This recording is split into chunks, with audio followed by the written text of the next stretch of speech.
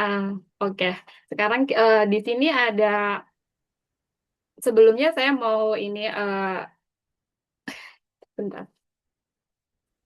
Ada saya mau bilang berdikari itu bukan berarti bekerja selamanya, tapi membangun sistem yang akan bekerja untuk kita.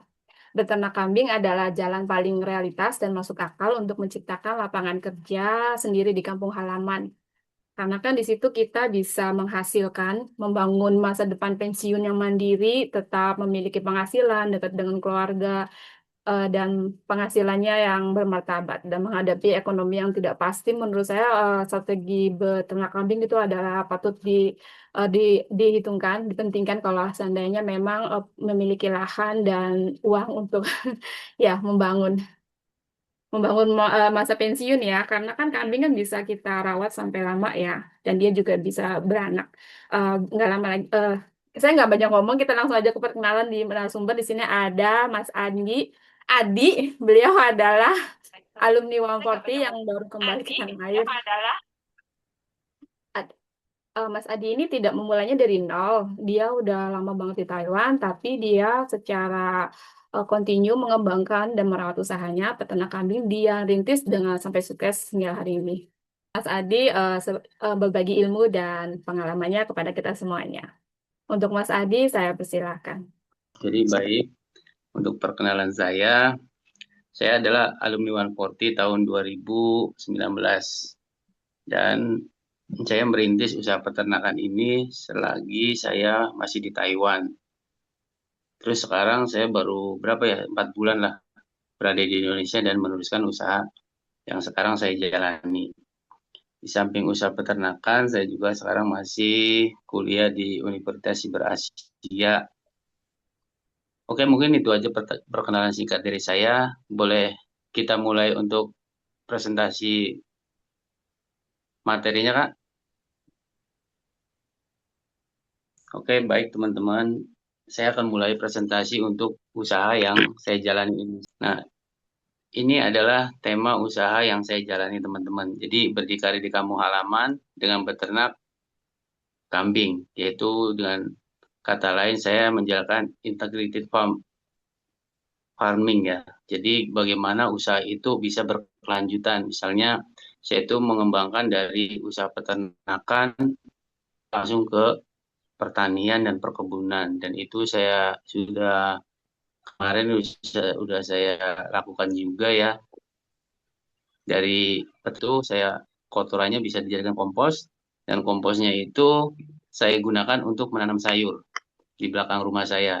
Oke, bisa lanjut ke slide berikutnya, teman-teman. Jadi saya itu ketika 2019 itu mendapatkan beasiswa dari sekolah 140, karena saya waktu itu ikut di kelas wirausaha, dan ini adalah memori Bos Kevin datang ke peternakan saya, dan sebagai rasa bangga ya sebagai alumni 140, saya itu mendedikasikan peternakan ini emang bagaimana caranya bisa mengedukasi teman-teman 140 yang ada masih di Taiwan dan ingin kembali ke tanah air. Mencari peluang itu banyak sekali di Indonesia, nggak kekurangan. Lanjut ke slide berikutnya. Nah, ini teman-teman. Jadi ketika kita memulai sebuah usaha itu, kita itu harus mempunyai brand atau nama untuk usaha yang kita jalani. Apapun itu. Baik peternakan, toko kelontong, ataupun apa, kita harus, karena brand itu adalah identik dengan apa yang kita jalani. Itu artinya itu kambing berdasi, teman-teman, sebenarnya. Karena filosofinya itu dulu saya berpikir kalau orang sukses itu, pikiran orang dulu kan hanya orang yang pakai dasi. Orang sukses itu orang yang kerjanya di kantoran. Orang sukses itu selalu rapi kan gitu. Nah, dari situlah mindset saya berubah. Saya membuktikan kalau kita bisnis peternakan juga kita bisa sukses kok. Maka dari itu KB Farm ini adalah spirit ya bagi saya, motivasi juga bagi saya.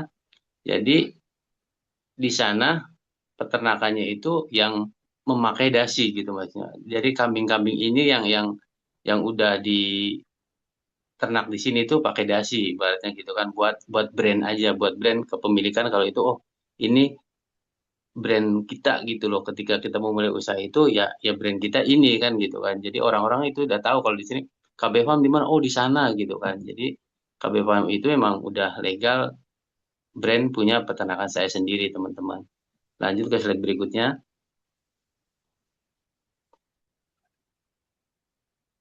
Nah, ini adalah faktor ya teman-teman ketika kita mau memulai usaha di bidang peternakan. Tapi sebelum usaha itu, kita juga harus melihat lingkungan kita, apa yang cocok di lingkungan kita. Nah, karena saya di sini cocoknya itu di dunia peternakan, jadi yang saya garap itu di dunia peternakan. Karena apa? Karena satu, bahan pokoknya juga masih banyak. Terus kayak rumput-rumput juga masih melimpah di sini. Nah, apa yang harus diperlukan? Jadi yang perlu disiapkan itu faktor pentingnya yaitu kandang, teman-teman. Pakan dulu ya, pakan kayak hijauan gitu. Yang kedua adalah kandang, kemudian ternaknya dulu, kemudian manajemen. Jadi manajemen perkandangan, kesehatan, dan pengelolaan limbahnya sendiri. Lanjut ke slide berikutnya, Kak. Nah, mari kita bedah satu-satu, teman-teman. Jadi, pakan itu sangat penting diperlukan oleh usaha peternakan. Jadi, kita itu harus siapkan dulu seperti rumput, rumput apapun itu seperti rumput gajah, odot, pecong, indigo vera dan rumput gadang. Nah, kalau di zaman sekarang kan sering menyebutnya bank pakan ya. Bank itu kan tempatnya uang ibaratnya gitu. Nah, kalau kita bank pakan di sini tempatnya rumput untuk pakan ternak gitu kan. Nah, ini kenapa saya sekarang full pakai rumput karena sekarang itu teman-teman rumput liar itu sangat melimpah di tempat saya. Jadi ini juga untuk menurunkan cost biar biaya produksi di peternakan saya itu nggak terlalu besar gitu. Jadi saya untuk di musim penghujan ini, jadi saya menggunakan pakan dari rumput liar gitu ya. Lanjut ke slide berikutnya, Kak. Nah, setelah pakan, tadi itu pakan hijauan, kita juga punya jenis-jenis pakan yang bisa kita buat dengan sendiri gitu ya. Ini jenis pakan yang bisa kita buat, yaitu dari hijauan, silase, fermentasi, dan hai. Dari keempat jenis ini, saya akan menjelaskan satu-satu teman-teman. Silakan slide berikutnya, Kak. Bahan-bahannya apa? Kalau saya itu kebanyakan di sini kalau silas itu pakai tepung jagung, teman-teman. Jadi biar biar karena di sini tempatnya banyak petani yang dibuang gitu loh. Banyak petani yang dibuang, akhirnya saya memanfaatkan itu karena itu bagi saya itu pakan gratis. Mungkin kalau di daerah Jawa Timur itu beli ya, tapi kalau di daerah saya sendiri di daerah Indramayu sini itu pakannya sangat gratis teman-teman. Jadi habis mereka tanam jagung itu panen mereka langsung buang. Jadi kalau mau dibabat juga boleh, kalau mau diambil sama peternak juga boleh kan gitu kan. Jadi itu memang gratis banget. Jadi bagaimana cara silase berhasil itu? Jadi warnanya itu hijau kekuningan dan berbau asam tapi masih manis dan harum. Nah, gimana caranya bikinnya kan gitu kan? Jadi hijauan ini, tebon jagung ini teman-teman itu dicacah atau dipotong lembut lah seperti itu lalu difermentasi lalu di apa dimasukin ke tong atau drum ataupun plastik ya plastik yang kedap udara itu nanti diikat didiamkan aja selama bisa nyampe 1 bulan didiemin atau berapa itu bisa kita pakai bisa buat 6 bulan teman-teman ini kalau mau musim penghujan kalau mau musim kemarau ya saya biasanya kalau begini kalau di musim kemarau itu misalnya musim hujan nih mau selesai nih musim penghujan, saya ini harus nyiapin karena ketika kita masih musim kemarau itu rumput itu akan susah dan itu kebanyakan peternak yang tidak bisa dengan hal-hal seperti ini itu kelimpungannya di sana ketika dia mencari pakan gitu. Lanjut ke slide berikutnya, KL. Nah, kemudian ada juga fermentasi teman-teman. Jadi fermentasi ini adalah campuran dari hijauan tadi dicampur dengan probiotik dan molase atau tetes tebu, lalu dicampur dengan bekatul kalau saya di sini. Emang kadang peternak itu kan beda-beda. Kadang ibaratnya cocoknya nih, oh saya di apa? Saya lagi nyamannya lebih inilah karena karena apa namanya? Karena bahannya lebih banyak ini kan gitu. Kalau di saya itu biasanya campurannya sama kalau yang di tempat lain ada yang campur konsentrat atau macam-macam teman-teman. Jadi ketika kita beternak itu kita nggak bisa ikut orang. Jadi, oh di sana pakai ini, oh saya juga pakai ini. Nggak bisa. Karena kita punya mindset dan punya resep sendiri teman-teman. Jadi jangan sampai kita terpaku pada apa yang orang lain lakukan. Tapi kita harus berinovasi dengan hasil karya kita sendiri gitu loh. Emang di luar sana banyak banget yang namanya fermentasi ini caranya gimana itu banyak banget. Tapi kita harus punya kliknya buat diri kita sendiri, buat peternakan. Nah, bagaimana itu biar fermentasi itu berhasil? Yaitu fermentasi berhasil itu warnanya coklat muda, cerah atau kuning keemasan, aromanya segar dan sedikit asam, teman-teman. Jadi caranya itu yaitu kita siapkan dulu probiotiknya, kemudian dicampur molase. Molase itu tetes tebu, kalau nggak ada tetes tebu itu gula merah bisa, ataupun gula putih juga bisa, itu gula pasir juga bisa. Itu tinggal kita sesuaikan aja. Triknya kan kita disesuaikan di situ. Kemudian yang dicacahnya itu kita kasih bekatul di atasnya dulu, dicampur dulu dengan bekatul, kemudian disemprotin itu yang probiotiknya antara M4 kalau saya pakai di sini sama molase sama tetes tebu. Lanjut ke slide berikutnya, KL. Nah, kemudian ini high. Kalau high ini kan jarang sekali ya di Indonesia yang pakai. Kebanyakan itu masih pakai silase sama fermentasi. Tapi saya juga pengen mencoba hal-hal yang baru gitu, yang begini. Ini caranya gimana? Ini caranya nggak perlu dicacah, nggak perlu dipotong, nggak perlu campuran apa-apa. Tinggal kita udah di itu tinggal dikeringkan aja teman-teman. Jadi biar kena angin tapi jangan kena matahari ini. Kalau untuk high sendiri ini juga awet bisa nyampe 6-7 bulan gitu, tapi jangan sampai kena matahari, cuma kena angin-angin aja akan warnanya tetap hijau.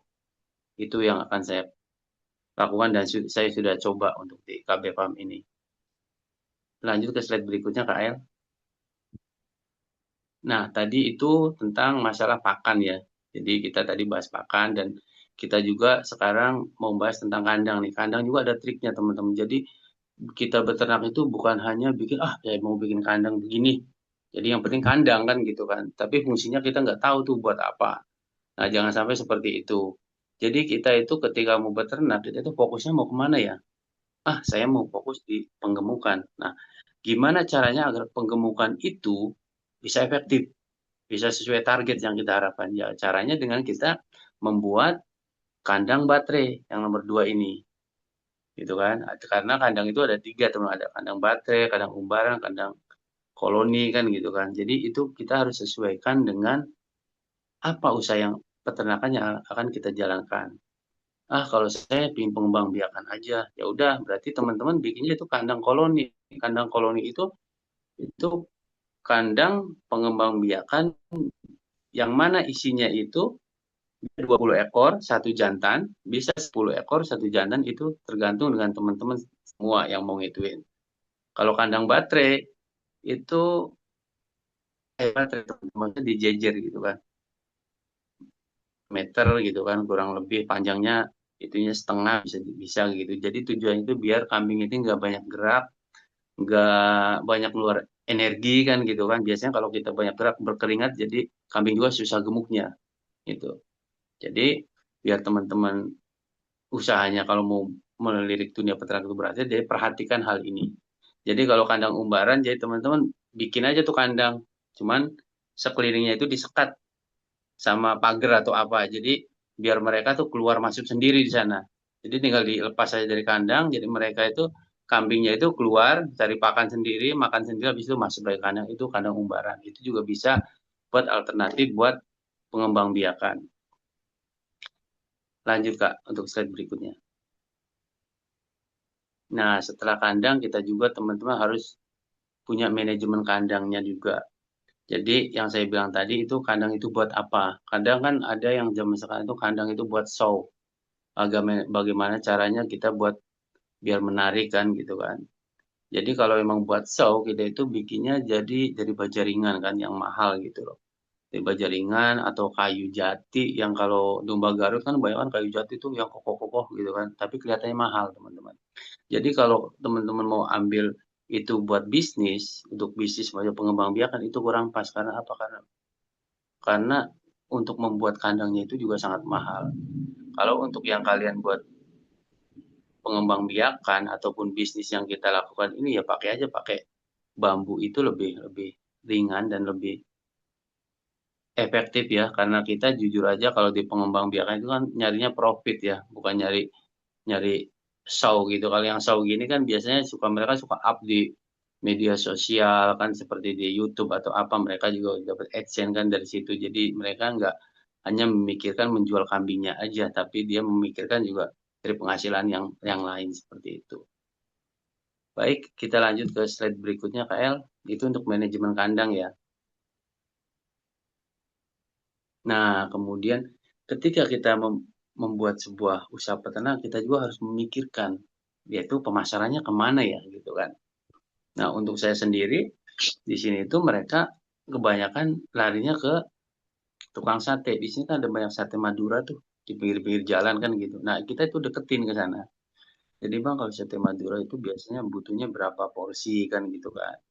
Nah, ibaratnya kan mereka kebanyakan ayam tuh. Sate Madura kebanyakan ayam. Nah, kita coba deketin untuk gimana caranya sate kambing juga masuk ke sana gitu loh. Jadi ke tukang sate, kemudian ke petani, petani sekitar, biasanya kan petani-petani sini tuh kadang iseng-iseng kan mau mau beternak gitu, satu, dua, tiga, nanti juga jualnya ke kita sih sebenarnya gitu loh.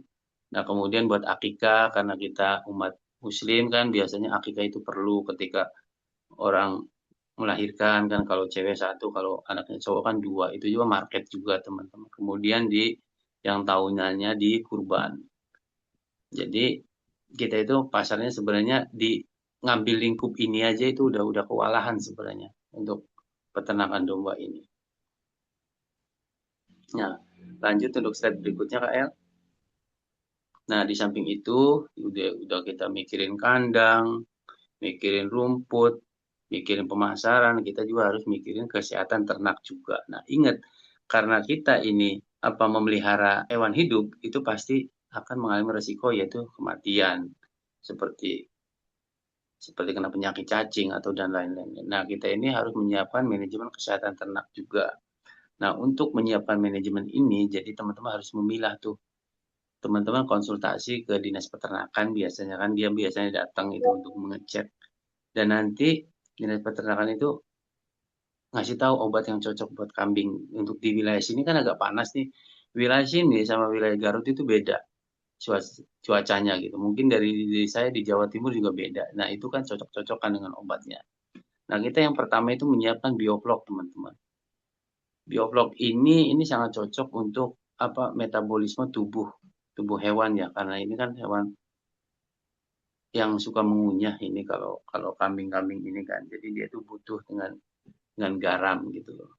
Mineral ini butuh banget. Kemudian kalau obat cacingnya kita kasih 1 bulan sekali itu obat cacing. Kalau obat mata sih buat ketika apa mata domba itu berair kita kasihkan dan vitamin ternak juga ini 1 bulan sekali dikasih karena apa? Karena kita pasti juga pingin ketika usaha juga kan pingin berhasil. Ketika usaha itu pasti kita juga nggak mungkin instan, tapi prosesnya itu ada. Dan kendala-kendala itu pasti banyak teman-teman. Nggak mungkin ketika usaha kita oh langsung sukses ya, oh enak ya dia mau begini nggak ada kesuksesan itu diraih dengan instan nggak ada. Semuanya prosesnya panjang. Jadi jangan pernah melihat orang itu, oh enak ya dia mau udah berhasil gini-gini. Tapi kalian apa pernah tanya, oh gimana ya prosesnya dia kan gitu kan. Nah itu teman-teman. Jadi ketika teman-teman melirik seseorang gitu loh, ketika usahanya, oh mungkin dia rintangannya juga banyak. Nah seperti itu. Oke lanjut ke slide berikutnya Kak. Nah ini kemudian kita lanjut dengan manajemen pengelolaan teman-teman. Jadi kita itu harus disiplin ya dalam ketika memulai usaha peternakan. Misalnya gini, disiplin di satu hal yaitu di pakan ya. Di pakan ketika kita memulai usaha peternakan itu harus disiplin. Ngasih makan jam berapa ya gitu ya. Kalau seandainya masih masih makan jam 8 ya udah konsisten teman-teman tuh ngasih makan jam 8 sama jam 5 kalau di sini kan. Jam 8 sama jam 5 pagi sama sore terus ada begitu. Jadi semuanya itu harus emang harus disiplin untuk memberikan pakan. Karena kalau seandainya siklusnya diganti, nanti jam 9, kemudian jam 10, jam 12 mereka nggak bakalan bisa gemuk teman-teman. mereka juga butuh makan teratur gitu loh. Kemudian siklus panen ternak, kita itu mau panennya targetnya berapa gitu, berapa bulan kan gitu kan. Ini kan juga menentukan, oh kalau kita seandainya mau panennya 3 bulan sekali, itu juga bisa. Jadi kan banyak sekali konsentrat, banyak ya enggak, polar banyak buat tambahan hijauannya biar digenjot di sana. Jadi kalian juga harus harus targetnya itu harus ada. Oh kalau seandainya mau 5 bulan lah, misalnya memelihara kecil kan dari yang cempe-cempe itu biar lebaran haji bisa dijual saya 6 bulan. Nah itu lebih dibikin santai juga nggak apa-apa sih. Nah kemudian memiliki anak kandang yang amanah. Nah yang punya pekerja dan pekerja itu nggak amanah, maka semuanya juga tidak akan berhasil teman-teman. Jadi makanya kita itu ketika kita punya anak kandang, orang bekerja, jadi kita itu memang harus menyayangi mereka gitu kan, gitu loh. Menyayangi mereka dalam artian apa namanya, kebutuhan mereka itu kalian penuhi benar-benar. Jadi biar ada rasa tanggung jawab gitu loh ke depannya. Jadi ketika kita apa mencukupi kebutuhan anak kandang, ya ini adalah ujung tombaknya dari usaha kita gitu loh. Kalau mereka nggak ada, kita repot sendiri. Masih makan, apa, bersihin kandang gitu, itu repot sendiri teman-teman. Jadi itulah beberapa manajemen pengelolaan yang harus teman-teman perhatikan. Lanjut ke slide berikutnya. Nah, kemudian ini teman. Jadi di samping kita mengelola ternaknya, jadi kita juga berinovasi untuk limbah kotoran ternaknya itu. Jadi jangan dibuang, ini adalah apa ya kalau dibilang ini adalah intan hitam gitu, berlian hitam ini kalau kata orang peternak mah. Berlian hitam ini. Jadi kotoran kambing itu sangat bermanfaat sekali dan banyak dicari orang, teman-teman. Jadi ini bisa dijadikan pupuk kompos ya. Jadi pupuk kompos dan kemarin juga udah saya coba, udah saya praktekkan dan hasilnya juga ya bermanfaat sih. Tanaman di belakang rumah bisa buat obat semprot buat hama gitu kan, bisa menyuburkan tanaman juga. Ini jadi dia jadi dua bahan ini semuanya dimanfaatkan dengan baik teman-teman, nggak ada yang terbuang. Lanjut ke slide berikutnya Kak El. Nah ini yang kemarin saya praktekkan teman-teman. Jadi ketika saya pulang dari Taiwan, jadi saya itu kenapa saya langsung menujunya ke peternakan kan gitu kan. Kalau mungkin kan orang-orang lain pulang dari Taiwan, apa sih kan gengsi kan mau gimana-gimana. Karena emang ini karena saya udah suka gitu, udah ya suka sih gimana orang suka kan nggak bisa ditawar ya orang suka itu. Jadi ini saya praktekkan itu membuat kompos teman-teman. Jadi saya siapkan itu empatnya yang warna kuning karena empat itu ada banyak. Kalau yang buat peternakan gitu, pada pertanian warna kuning. Kalau peternakan itu campur peternakan warna ini. Kemudian ada yang warna pink buat perikanan. Kemudian ada juga yang warna coklat juga ada banyak. Ada 4 kalau nggak salah. Itu empat itu. Jadi saya pakai yang ini. Jadi siapkan dulu empat sama molase. Nah, kenapa sih kok pakai kompos juga pakainya M4 ya kan? Terus bikin fermentasi juga M4. Nah, ini adalah probiotik, teman-teman. Jadi semua itu bisa bisa bermanfaat gitu loh. Jadi nah lalu itu M4-nya itu saya campurkan ini yang gambar kedua itu probiotiknya sama tetes tebu. Saya biarkan itu selama 15 menit, teman-teman. Nah, kemudian saya habis kumpulin kohenya kan kotoran kambing itu, akhirnya saya semprot tuh dan tak bikin kompos seperti itu. Habis selesai disemprot semua, udah rata, terus habis itu saya tutup pakai terpal. Jadi diamkan selama kurang lebih 2-3 minggu. Habis itu kohenya udah bisa dipakai teman-teman. Seperti itu. Lanjut ke slide berikutnya Kak. Nah ini di slide berikutnya saya bagikan untuk kiat-kiat kita berwirausaha teman-teman ya. Jadi apapun usaha kita, apapun yang akan kita lakukan setelah pulang nanti, jadi kita harus punya rasa cinta dulu dengan usaha yang akan kita kerjakan. Jadi nggak boleh ikut-ikutan, nggak boleh, oh dia sukses saya harus ikut usaha itu, nggak bisa juga. Karena rezeki itu, kesuksesan itu sudah ada jalannya dan takarannya masing-masing. Dan kenapa kita harus cinta dengan usaha yang kita kerjakan? Ya karena kalau kita cinta dengan usaha yang kita kerjakan, itu kita akan loyal, akan sungguh-sungguh untuk mengerjakannya. Kemudian yang kedua adalah yakin. Yakin kepada yang kuasa dan yakin yang kita kerjakan itu benar. Jadi kalau seandainya yang senang fashion terus ke peternakan itu kan nggak bakalan sinkron gitu kan. Jadi nggak bakalan cocok gitu loh. Jadi kita itu harus yakin, oh saya ini yakin di dunia ini yang saya cocok gitu kan. Gitu loh. Nah, kemudian usahanya harus maksimal, jadi jangan setengah-setengah. Jadi kalau mau terjun di usaha itu ya harus maksimal, harus, "Oh ya udah, saya harus di sini, gagal bangkit lagi," gitu kan. Kemudian juga harus punya ilmunya, jadi sebelum memulai usaha, jangan langsung memulai ilmunya kalau seandainya belum belum belum dapat gitu ya ilmunya. Jadi jangan sampai, "Ah, saya ini punya uang dari luar negeri," kan gitu, "Ah, saya bikin aja langsung yang gede." Biar kelihatannya kan gitu kan namanya flexing kan orang dari luar kan kadang banyak kan begitu gitu loh. Jadi nggak pelan-pelan gitu, ah saya punya ilmunya enggak ketika memulai usaha ini. Mereka tuh banyak kan mikirnya ah bikin aja dulu orang peternakan kok gampang kok kan gitu. Tapi setelah di jalan itu enggak semuanya bisa teman-teman. Itu butuh kesabaran. Nah ini butuhnya eksistensi dan kesabaran. Jadi jangan mudah menyerah ketika kita ada hambatan kecil, oh kita cari solusi, bukan bukan apa namanya, bukan menyalahkan hambatan itu ya atau menyerah, "Ah udahlah capek lah gini aja," kan gitu kan. Jadi gitu ya teman-teman, jadi ini adalah kiat-kiat berwirausaha. Slide berikutnya Kak El, mungkin udah selesai kayaknya ya. Ya, dari saya mungkin itu teman-teman.